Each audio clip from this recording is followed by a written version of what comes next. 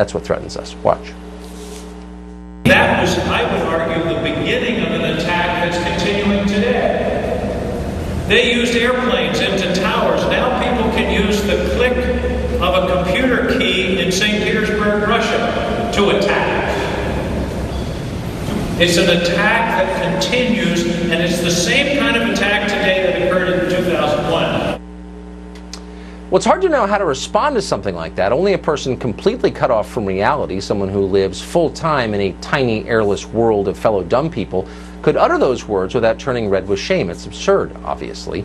Russian mischief in the last election was nothing like 9/11. Only Angus King and his friends think it was. But it is worth thinking about what the real threats to America are after 17 years after the towers fell. Russia's not even in the top 10. Islamic extremism does seem mildly less threatening for the first time in a long time. Let's hope that remains true. But the real threats we face today may be from within. Leaders who hate the country they govern so much that they seek to make American citizenship irrelevant.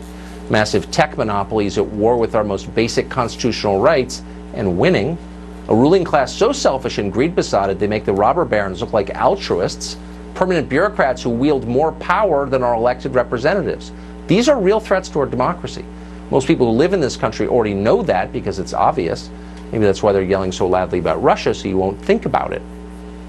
But America's changed a lot in the past 17 years since 9/11. Brit Hume has been here the whole time. He's Fox's senior political analyst, and he's been tracking the changes to American culture and politics over that period. Brit, thanks a lot for coming on tonight. How do you think that it does seem like it's a very different country from the one before 9/11?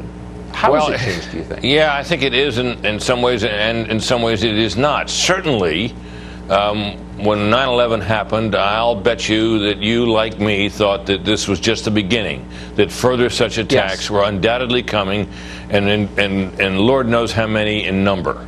And we really haven't had that. And that is a testament to the success of the government, really, and us as a nation in hardening ourselves as a target and going after terrorists overseas and trying to knock them out where they live and where they start. And I think it was so successful, in fact, that life got back in terms of the political atmosphere, which was very unified, you may recall, in the aftermath of 9/11. It got back to normal pretty soon, and normal is not so good. We're a deeply divided nation, and people are flinging all kinds of wild things across the barricades at one another. I mean, for as sensible a man as Angus King, you said he came from a bubble somewhere. Well, Angus is from Maine, a state with which I believe you're familiar. He's normally been a pretty sensible guy. You and I may disagree with him on some issues, but he's not a wild man. But he was talking through his hat. I mean, that's just absurd what he was saying about the Russian attempted to hack the election as being the same as 2001. But he said it, we heard it. So this sort of thing is regrettable, and I think the divisions in the country, persisting as they have, worry me as much as anything else. Did you ever think, since you covered the Cold War for a long time and then the fall of the Soviet Union, did you ever think you would see public opinion polling showing that a huge percentage of young people prefer socialism to our system? No, I did not. And I think it is a regrettable commentary on our educational system. First of all, American history isn't taught in the way that it used to be.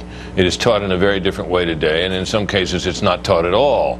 And American history and world history would bring students back in the day into a familiarity with the systems that have persisted or been tried through history, and those that have worked and those that have not. Socialism and its cousin communism have manifestly failed virtually everywhere they've been tried, and Venezuela being only the most recent conspicuous example. The fact that socialism seems to have an attraction for a significant number of our upcoming generation is troubling, and I think we can point the finger at the way history and other issues are taught in our schools and colleges for that. Think it'll pass? Well, I hope so. I got to say, Tucker, you know, I love you, but when you were talking about leaders who hate our country, I don't think there are any leaders out there who hate our country, except in foreign lands, perhaps. I think there are people who may have all the wrong ideas about how it should be governed, but I don't think they hate our country. And I don't really think it strengthens the case to say that they do. Oh, no, I think they do. If you have the richest people in our country desecrating our national symbols, and that's considered a sign of heroism. What does that say about the attitudes of the people doing it? Or if you have people saying that America was never a just and good place, I mean, those are acts of hostility toward the country, I think. Well, they're criticisms of the country. Whether they're actual acts of hostility, I must be permitted to doubt. I think there are people with some profoundly wrong ideas about the direction this country ought to go, and that their critique of America as it is wrong. But I just don't think it rises to the level of saying they hate our country. I think the word hate... Boy, I hope you're right. Well, I think I am. Right. And I think the word hate is flung around with much too much abandon in our discourse today.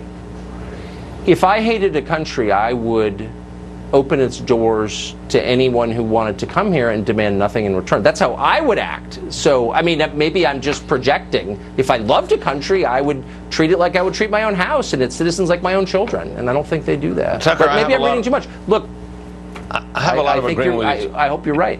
I have a lot of agreement with you on some issues regarding immigration, but I must say there are people who deeply love this country that think that it's been profoundly strengthened by the inflow of immigrants who have contributed so much, and they would argue continue to do so. So flinging the doors open, that's legitimate. But then I think that may be an unwise policy to have almost an open border strategy. But I don't think it means you hate the country to have that.